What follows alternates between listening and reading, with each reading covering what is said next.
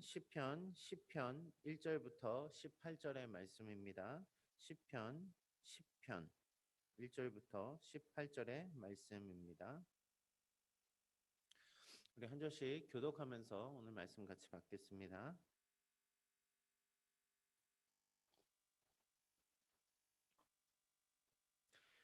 여호와여, 어찌하여 멀리 서시며 어찌하여 환난 때에 숨으시나이까?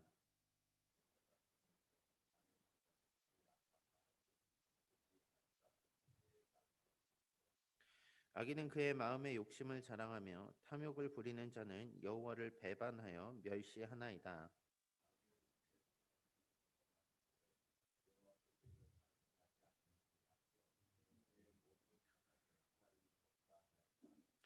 그의 길은 언제든지 견고하고 주의 심판은 높아서 그에게 미치지 못하오니 그는 그의 모든 대적들을 멸시하며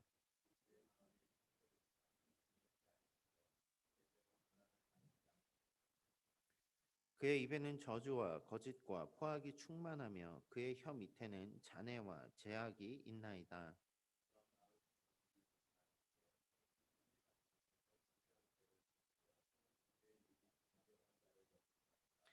사자가 자기의 굴에 엎드림 같이 그가 은밀한 곳에 엎드려 가련한 자를 잡으려고 기다리며 자기 그물을 끌어당겨 가련한 자를 잡나이다.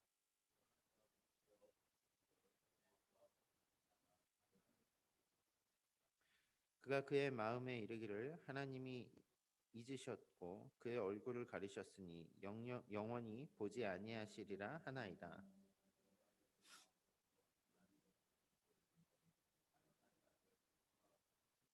어찌하여 악인이 하나님을 멸시하여 그의 마음에 이르기를 주는 감찰하지 아니하리라 하나이까?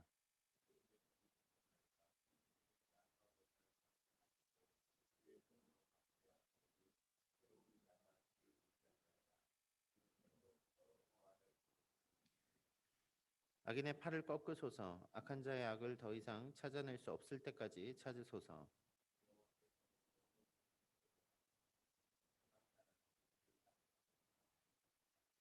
여호와여, 주는 겸손한 자의 소원을 들으셨사오니 그들의 마음을 준비하시며 귀를 기울여 들으시고 같이 읽겠습니다.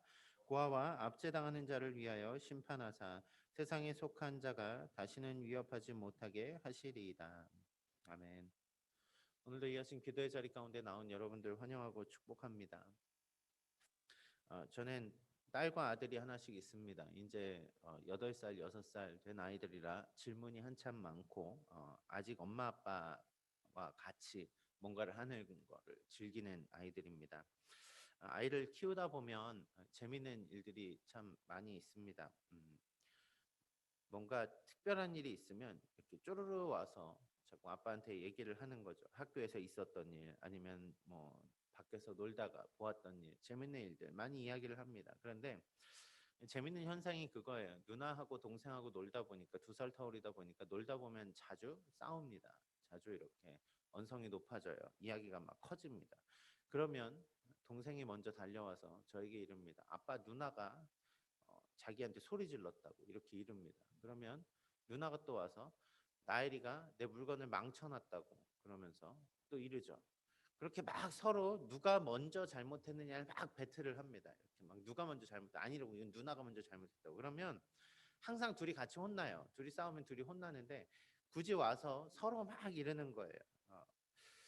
전 그걸 보면서 좀 오늘 말씀이 떠올랐습니다. 왜 그런가 하면 어린아이 시절에는 그렇게 작은 일도 세세하게 아빠에게 얘기하고 막 그렇게 다 누가 잘못했고 뭘 잘못했고 막 이런 걸 실실콜콜 막 얘기하게 되는데 실은 커가면서 점점 어른이 되면서부터는 내 일은 내가 스스로 알아서 할 일 그런 생각이 자꾸 들더라는 거죠. 그런데 자꾸 우리 신앙 앞에서도 자꾸 그러지 않나 하는 생각이 드는 거예요. 하나님 앞에서 내가 이 정도 큰 사람이니까, 이 정도 어른이니까, 이 정도 일은 내가 알아서 하고 마치 내가 조금 힘들어도 내가 버텨야 되는 일이고 내가 어려운 가운데 있어도 그냥 그것을 감당해야지 하는 생각으로 있지는 않는가라는 생각이 들더라는 거죠. 왜요?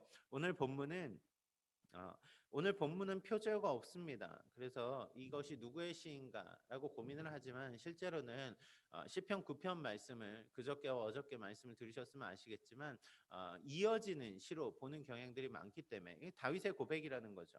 그가 하나님께 이렇게 세세하게 자신의 대적에 대해서 자신의 상황에 대해서 고백하는 걸 보면 저는 그런 게 느껴지더라는 겁니다. 우리가 어린아이와 같이 하나님을 신뢰할 때 이러한 기도가 나올 수 있구나. 또 하나요. 우리가 우리의 마음을 온전히 오픈할 때, 우리의 마음을 하나님께 다 내어놓을 때, 어려운 말로 우리의 마음을 토로할 때 하나님이 그 자녀의 기도 가운데 그 슬픔의 기도가 기쁨의 기도로 바뀌게 하시는구나. 이런 것들을 보게 되더라는 거죠. 함께 오늘 말씀을 살펴보며 오늘 혹시라도 우리의 어려움 가운데 혹은 다가올 우리의 아픔과 고난이 있는 그 상황에서 이 말씀을 기억하며 우리가 함께 이 신앙의 고백들을 같이 하는 시간 되면 좋을 것 같습니다. 앞서 말씀드린 것 같이 오늘 본문은 표제어가 없습니다. 표제어가 없다는 얘기는 누구의 시인지 어떠한 목적으로 이 시를 썼는지 알기가 어렵다는 얘기입니다. 그런데 이게 시편에 몇 개 되지 않는 알파벳 순서로 히브리어 알파벳 순서로 쭉 이어지는 시 가운데 하나라는 거죠. 그래서 9편에서 시작된 영어 A와 같은 알레프라는 그 히브리어 첫 자로 시작해서 10장의 9편의 마지막은 카프라는 걸로 끝납니다. K라는 걸로 끝나는 거예요. 그런데 오늘 본문은 이제 L로 시작되는 라메드라는 글로 시작해서 마지막에 탑라는 글로 마치면서 이것이 9편과 연결된 시이구나라는 생각을 해볼 수 있습니다. 복잡한 이야기를 왜 드릴까요? 시편 9편과 다르게 이 10번째 시편을 이해하는 데는 9편에 대한 배경 이해가 없으면 조금 더 해석이 어렵기 때문에 그렇습니다. 함께 오늘 애가라고 불리는 슬픔의 고백이라고 불리는 오늘의 시를 통해서 시편 저자가 외치는 그 외침과 하나님의 응답을 같이 찾아보도록 하겠습니다. 먼저 본문 1절 말씀을 살펴보면요. 시인은 이렇게 하나님께 부르짖고 있습니다. 여호와여 어찌하여 멀리 서시며 어찌하여 환난 때에 숨으시나이까. 어찌하여 멀리 서시며 어찌하여 숨으시나이까. 지금 시편 시를 기록하는 이 시편 기자의 상황이 어떻습니까? 환난 가운데 있습니다. 어려움 가운데 있습니다. 고난 가운데 있습니다. 그런데 고난 가운데 있으면서 어떤 게 느껴지냐면요. 하나님 도대체 어디에 계십니까? 하나님이 보이지 않습니다. 이렇게 말하고 있는 겁니다. 이런 느낌 여러분 받아본 적 있으실 겁니다. 하나님의 부재라고 이야기를 하죠. 하나님은 실은 어디에나 계시지만 우리가 어려움 가운데 혼자 놓여 있다 보면 마치 하나님이 계시지 않는 것 같다라는 얘기예요. 내가 당하는 그 고통이 너무 커지면 커질수록 도대체 하나님은 어디 계실까라는 그 생각들을 하게 되더라는 얘기입니다. 문제가 생기면 그 마음의 상처들이 커지면 커질수록 마치 나만 혼자 이 상황 가운데 놓여진 것 같아서 마음이 너무 아파서 하나님께 이렇게 고백하게 되더라는 거죠. 하나님, 지금도 내 옆에 계십니까? 하나님, 지금도 나를 지켜보고 계십니까? 지금도 나와 함께 하십니까? 하나님, 내가 하나님이 느껴지지 않습니다. 보이지 않습니다. 하나님 어찌합니까? 기도를 하고 있더란 얘기죠. 왜 이런 상황들이 벌어졌습니까? 본문 2절부터 4절 말씀에 보면 이 상황들이 지금 어떠한 대적에 의해서 생겨난 일이라는 걸 알 수 있습니다. 2절부터 4절입니다. 악한 자가 교만하여 가련한 자를 심히 압박하오니 그들이 자기가 베푼 꾀에 빠지게 하소서. 악인은 그의 마음에 욕심을 자랑하며 탐욕을 부리는 자는 여호와를 배반하여 멸시하나이다. 악인은 그의 교만을 얼굴로 말하기를 여호와께서 이를 감찰하지 아니하신다 하여 그의 모든 사상에 하나님이 없다 하나이다. 하나님이 없다 하나이다라고 말하는 이 사람의 그 신분이 무엇입니까? 이스라엘 사람이 아니란 얘기예요. 이방 사람입니다. 하나님을 믿지 않는 신이란 존재를 믿지 않는 무신론자라고도 할 수 있겠죠. 이 악한 자가 교만하게 말을 하며 얘기를 합니다. 그리고 자기의 욕심을 자랑하며 탐욕을 부립니다. 그러면서 하나님이 없다고 말하는 거죠. 그 힘을 막 과시합니다. 막 이렇게 소리 지르고 하나님을 욕하고 하나님이 없는 것처럼 살고 막 그렇게 교만하게 살아가는데도 하나님 왜 가만히 계십니까? 이렇게 얘기하고 있는 거라는 거죠. 마치 이 모습을 보면 이스라엘을 괴롭히기 위해서 이스라엘을 멸망시키기 위해서 나왔던 골리앗 장군의 모습이 떠오릅니다. 골리앗, 블레셋의 장군으로서 블레셋을 대표해서 나와서 그가 하던 얘기가 무엇입니까? 내 힘을 보라고, 내 무기를 보라고, 내가 입은 갑옷을 보라고, 너네 나와 싸워서 이길 수 있어? 라고 말하면서 이스라엘 백성을 모욕하더란 얘기죠. 누가 너희를 구해줄 것 같아? 너네 하나님? 아니야. 너네가 당장 나와서 나부터 이겨보지. 내 앞에서 나를 꺾고 말해봐. 나를 이기면 내가 너네의 종이 될 테니까. 너네가 지면 너희는 나의 종이 될 거야 라고 그렇게 이스라엘 백성들을 향해서 외치는 골리앗과 같지 않습니까? 여기 본문의 악한 자가 그렇습니다. 교만합니다. 하나님을 무시합니다. 하나님이 없다고 말합니다. 우리의 대적인데, 우리의 삶을 공격해 오는데, 우리의 삶 가운데 여러 그 문제들을, 우리의 아픔들을, 우리의 연약함들을 찌르고 들어오는데, 그가 그렇게 교만하게 말해도 하나님이 움직이시지 않는 것 같아 보이더라는 얘기입니다. 여러분, 실은 우리를 괴롭히는 문제들이 대부분 비슷한 성향을 가집니다. 무엇입니까? 불신앙의 어떤 문제들, 그렇죠? 세상과 우리가 부딪히는 문제들. 왜 그렇습니까? 하나님을 믿지 않는 그들이고, 우리가 하나님을 믿으면 우리가 더 우리의 삶이 편하고 우리의 삶이 뭔가 잘 풀리고 해야 될 것 같은데 자꾸 부딪혀 보면 그렇지 않다는 얘기예요. 그들이 더 잘 되는 것 같다는 얘기예요. 그리고 또 우리의 삶에 들어오는 압박과 스트레스와 또 수많은 유혹과 핍박들 앞에서 여러분, 너무도 무기력하게 내가 넘어지는 모습들을 보면 여러분 어떤 생각이 드십니까? 세상은 그렇게 잘 나가는데, 세상은 그렇게 술술 풀리는데 하나님을 믿는 나는 왜 이렇게 어렵습니까? 하나님, 세상은 나를 그렇게 무시하는데 하나님을 믿고 있는 나는 왜 이렇게 어렵고 나는 그렇게 늘 아파하고 힘들어해야만 합니까? 근데 문제는 상황이 더 심화된다는 얘기입니다. 5절부터 11절에 보면 쭉 여러 표현들이 나오는데요. 5절 말씀 보십시오. 그의 길은 언제든지 견고하고 주의 심판은 높아서 그에게 미치지 못하오니 그는 그의 모든 대적들을 멸시하며. 여기 내 대적이 어떤 상태입니까? 그가 견고합니다. 이게 승승장구한다고 하죠. 나는 되게 그 대적 때문에 힘든데 그 대적은 도리어 승승장구합니다. 악인들이 더 잘 돼요. 악인들이 더 잘 풀립니다. 더 잘 먹고 잘 삽니다. 더 떵떵거리고 살아요. 자기가 죄를 짓고 사는지 알면서도 그렇게 떵떵거리고 사는데 아무런 어떤 뭐라 그럴까요? 그 대가를 받지 않고 더 그렇게 악을 행하면서도 잘 되는 모습을 보면 내가 이렇게 사는 게 과연 무슨 의미가 있는가? 이런 마음도 들 때가 있더란 얘기죠. 6절 중반에 보면 이런 말씀도 나옵니다. 나는 흔들리지 아니하며 대대로 환난을 당하지 아니하리라. 대적이 하는 말이에요. 대적이. 내가 이렇게 살아도 누구도 날 건들지 못해. 나는 흔들리지 않을 거야. 나는 환난을 당하지 않고 나 이렇게 살아도 잘 살아. 나처럼 차라리 살아봐. 막 이렇게 얘기하는 것 같지 않습니까? 그뿐만이 아닙니다. 이 대적이 뭐라고 말합니까? 이 대적이 어떻습니까? 7절입니다. 그의 입에는 저주와 거짓과 포악이 충만하며 그의 혀 밑에는 잔해와 죄악이 있나이다. 남을 속이고 폭언을 일삼습니다. 그 혀에는 그 입에서 나오는 모든 말이 욕설과 악담입니다. 그의 입에서 나오는 모든 말이 마치 독과 같은 말이 쏟아져 나옵니다. 사람들을 죽이는 말, 사람들을 무너뜨리는 말, 저주하는 말, 그 말들이 우리의 마음에 와서 비수같이 꽂힙니다. 너무 아파요. 그 한마디 한마디가 우리를 너무 힘들게 합니다. 그러면서 이제는 그 대적이 말로만 하는 게 아닙니다. 그 사람의 상황이 스스로만 그냥 잘나고 많은, 잘난 척하고 많은, 교만하고 많은 상황이 아니라 이제 우리를 공격해 들어옵니다. 어떻게 공격해 들어옵니까? 8절부터 11절인데요. 제가 한번 읽어드리겠습니다. 그가 마을 구석진 곳에 앉으며 그 은밀한 곳에서 무죄한 자를 죽이며 그의 눈은 가련한 자를 엿보나이다.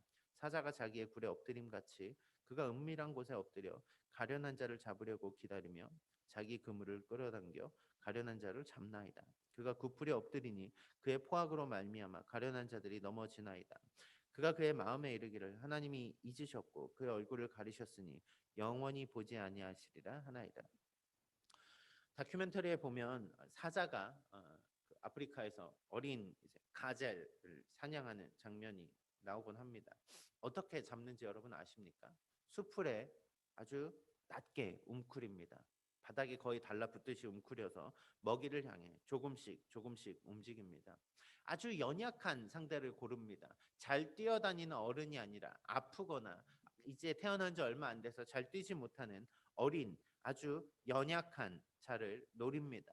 그 사자가 먹잇감을 향해 조심조심 다가가고 그의 시선은 먹잇감만을 죽이기 위해서 도전하며 그 걸음걸음 하나하나 가운데 이제 먹잇감은 포획하게 되는 그 상황까지 전혀 눈치채지 못하고 도망가지 못하는 상황 가운데 가만히 있습니다. 그리고 나서 갑자기 낚아채면 그다음부터 어떻게 됩니까? 도망가지 못하도록 넘어뜨립니다. 발로 밟고 급소를 목을 물어 뜯습니다. 사자에게 잡힌 먹잇감은 주변에 부모가 있어도 도움을 받지 못한다는 얘기입니다. 시편 기자가 지금 자신의 상황에 대해서 자, 악한 이가 나를 어떻게 공격하고 오는가라는 그 내용들이 실은 이렇게 기록됐다는 얘기입니다. 애절한 상황입니다. 가련한 상황입니다. 바로 내 자신이요. 그저 사자가 공격해 오는 그 상황 가운데, 그 잔인함 가운데 그저 물어뜯기고 그저 이렇게 죽게 되는구나라고 말하게 되더라는 얘기죠. 여러분, 이 상황 가운데 이 그 나의 대적이 사자같이 나를 물어뜯고 있는 이 상황 가운데, 그 상황 가운데서 여러분은 어떠한 마음 가운데 하나님을 찾으시겠습니까? 저자는 솔직하게 그때 하나님께 이렇게 얘기하는 겁니다. 하나님, 왜 숨으셨습니까? 하나님, 내가 하나님이 보이지 않습니다. 하나님, 도대체 어디 계시는 것입니까? 이 아픔의 기도, 이 눈물의 기도, 이 슬픔의 기도가 오늘 시편의 전반부의 이야기라는 얘기입니다. 여러분, 우리 인생에서도 이런 아픔들이 다가올 때가 있습니다. 이런 고난과 역경이 찾아올 때가 있습니다. 하나님이 보이지 않고 기도해도 하나님이 들으시지 않는 것 같고, 아니 도대체 무엇을 기도해야 될지도 모를 것 같은 상황들이 분명히 오더란 얘기죠. 내가 열심히 살아왔는데 내가 쌓아놓은 모든 것이 수포로 돌아가는 그때, 여러분은 어떻게 하나님께 기도할 수 있겠습니까? 살아갈 소망이 끊어졌는데, 나에게 건강이 무너졌다고 청천벽력 같은 소식이 들어오는데, 나만 빼고 다 행복하게 사는 것 같고, 나에게만 불행하고 나에게만 우울하고 나에게만 자존감이 낮아진 일들이 계속 생기는데, 우리 가정에만 이렇게 아픔이 왜 생기는지, 왜 우리 공동체만 이렇게 힘들어해야 되는지, 하나님, 내가 하나님이 잘 보이지 않습니다. 하나님, 나를 비웃고 나를 힘들게 한 저 사람들은 왜 그렇게 잘 사는데 나는 왜 이렇게 오늘도 눈물 젖은 빵을 먹어야 됩니까? 내가 기도하는 소리를 듣고 계십니까? 마치 기도에 하나님께 부르짖고 있지만 아무 효력이 없는 것 같아서 답답할 때 있지 않으십니까? 하나님 어디 계십니까? 하나님 도대체 어디 계십니까? 오늘 시편의 전반부는 그 슬픔의 고백들을 담고 있더라는 얘기입니다. 하나님, 내가 하나님이 보이지 않는데 어떻게 합니까? 하나님 어디 계십니까? 그런데요, 놀라운 일이 벌어지기 시작합니다. 아픔 가운데, 고통 가운데 나의 대적들이 나를 이렇게 힘겹게 하는 이 상황들을 아주 자세하게 하나님께 고백하는 가운데서, 그 하나님 도대체 어디 있죠? 하나님 어디 계시죠? 라는 고백이 점점 바뀌더란 얘기예요. 이 찬양의 시 가운데 이제는 내 대적을 바라보던 그 나의 그 토로함이, 나의 그 쏟아놓는 마음들이 점점 하나님을 바라보는 시선으로 바뀌더라는 얘기입니다. 12절입니다. 여호와여, 일어나옵소서. 하나님의 손을 드옵소서. 가난한 자들을 잊지 마옵소서. 하나님을 뭔가 이렇게 하나님 다시여, 하나님 다시여 내 기도를 들어보십시오라고 말하는 이 표현이 실은 놀라운 변화의 전환점입니다. 여호와여, 일어나옵소서. 일어나옵소서라는 말은 하나님 이제 개입하십시오. 이제 움직여 주십시오. 하나님, 지금이 하나님이 움직여 주실 때입니다 라고 말을 하는 거죠. 손을 드십시오 라는 것도 마찬가지입니다. 손을 들다라는 것은 힘을 나타내십시오 라는 표현이기도 하지만, 또 하나님이 그 약속을 실행하십시오, 약속을 지킨다라는 표현으로서, 선서한다라는 표현으로서 손을 드시옵소서라는 표현이 들어 담긴다는 얘기죠. 이제 시편 기자는 하나님을 향해서 말하기 시작합니다. 하나님, 나는 하나님을 바라볼 테니 하나님 이제 일하시옵소서. 하나님, 지금까지 내가 악한 이들을 바라보았다면 이제 하나님께, 내가 하나님을 바라보면 본격적으로 내가 나의 모든 마음을 다해서 하나님께 고백합니다. 하나님 움직여 주십시오 라고 할 때 그의 찬양의 시들이 어떻게 바뀌는지 보십시오. 14절입니다. 주께서는 보셨나이다. 주는 재앙과 원한을 감찰하시고 주의 손으로 갚으려 하시오니 의로운 자가 주를 의지하나이다. 주는 벌써부터 고아를 도우시는 이신이이다. 벌써부터 고아를 도우시는 이신이이다.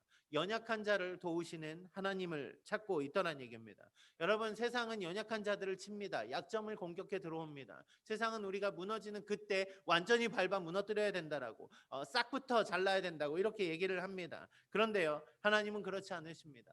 고아를 돌보십니다. 어린아이들을, 그 부모를 잃은 어린아이들을 하나님의 아버지가 되시면서 우리들을 지켜주시더란 얘기죠. 이스라엘에게 주시는 법 중에 아주 놀라운 법이 있습니다. 무엇입니까? 객과 고아와 과부를 선대하라는 것입니다. 하나님은 어려운 이들을 돌보시는 하나님이시기 때문에 그들의 백성에게도 그 마음으로 그 어려운 이들과 늘 함께 돕고 살라라고 말씀하시는 거죠. 그렇다면 내가 믿는 하나님을 이 시편 기자가 바라보니 무엇을 봅니까? 나는 연약해요. 지금 나는 이 문제 가운데서 아무것도 할 수 없어요. 내 대적이 너무 큽니다. 나는 그 연약한, 마치 사자에게 잡아먹히는 아무 힘도 없는 그런 연약한 게 나인 것 같은데, 지금 하나님을 찾다 보니 무엇이 보입니까? 연약한 자를 돌보시는 하나님이 보이더라는 얘기입니다. 연약한 자와 함께 하신 하나님이 보이더란 얘기입니다. 여러분, 이게 왜 중요한지 아십니까? 이것이 은혜의 원리이기 때문에 그렇습니다. 베드로전서 5장 5절을 보면 뭐라고 이야기하는지 아십니까? 하나님은 교만한 자를 대적하시되 겸손한 자들에게는 은혜를 주신다고요. 교만한 자는 하나님이 치십니다. 그런데 겸손한 자에게 하나님이 은혜를 주십니다. 바울이 그래서 뭐라고 기도합니까? 고린도후서 12장 9절에요. 내 능력이 약한 데서 온전하여집니다. 약한 데서 온전하여집니다.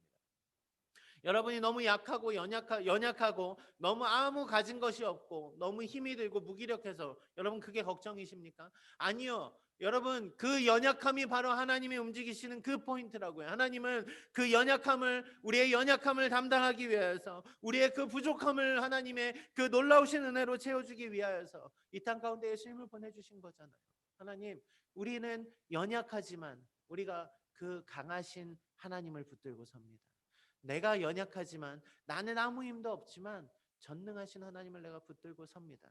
이 믿음 가운데 나아갈 때 우리의 삶이 변화되더란 얘기입니다. 하나님을 간절히 붙들고 설 때 내가 강해지는 것이 아니라, 내가 스스로 힘이 세지는 것이 아니라, 우리를 구원하시는 그 강하신 하나님이 나의 하나님이 되어주신다고요. 그 하나님이 우리의 하나님이 되어주신다고요.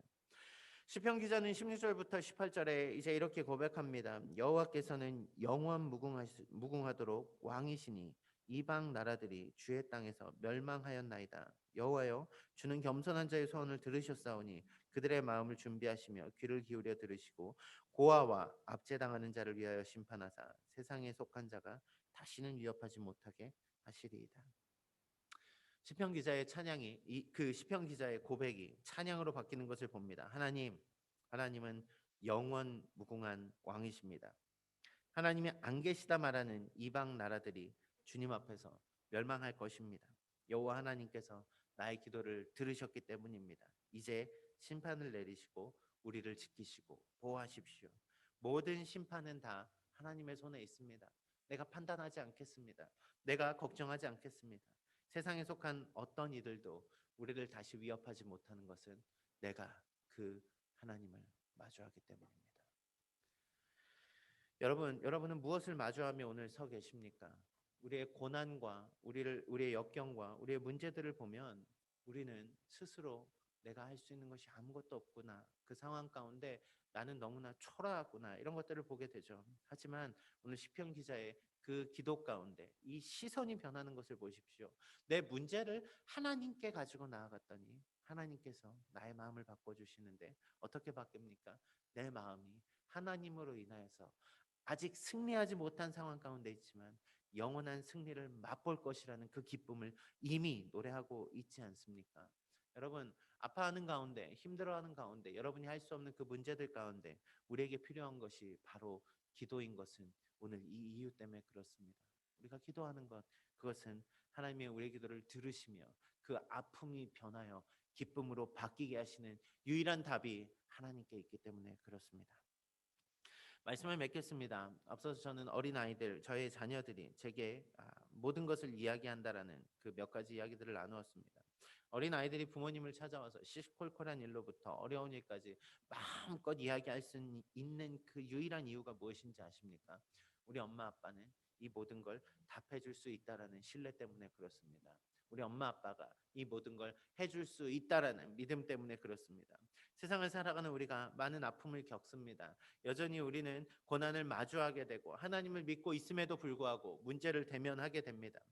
너무 나 자신을 보면 초라하고 내 자존감이 낮아지고 그래서 더 우울해지고, 그렇게 더 우리는 숨게 되고, 뭔가 그 낮아지는 상황 가운데 우리는 눈물을 흘리며 아파하게 됩니다. 그런데 참 웃긴 건요, 그 상황에서도 우리가 기도할 때 자꾸 내가 어른인 척 하더란 얘기예요. 아니요. 그렇지 않습니다. 하나님을 정말 신뢰하십니까? 하나님을 나의 아바 아버지로 고백하십니까? 그렇다면 우리의 자녀들이 우리에게 말하듯 우리가 하나님께 마음껏 이 이야기들을 토로할 수 있어야 되지 않을까요? 하나님을 온전히 나의 아버지로 신뢰하고 기도할 때 하나님이 이 기도 가운데 응답해 주시지 않으시겠습니까? 여러분, 아픔으로 울부짖을 때 우리의 마음의 모든 문제를 하나님께 쏟아 놓을 때 하나님 부르짖으며 나의 상처를 아뢰다 보면 어느 순간 내 상처의 기도가 우리의 기쁨의 기도로 찬양의 기도로 바뀌게 된다라는 것. 여러분 아십니까? 여러분 지금 아프십니까? 지금 주저하십니까? 바로 지금이 그래서 하나님께 부르짖을 때라는 것입니다.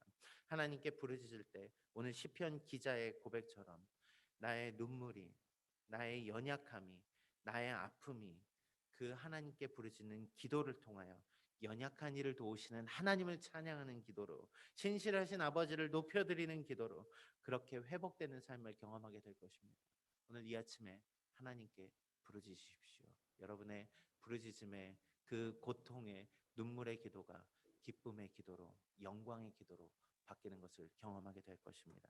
오늘 그 삶의 자리를 축복의 자리로 영광의 자리로 첫 걸음을 걸어가는 여러분 모두가 되시길 주님의 이름으로 축원합니다. 기도하겠습니다.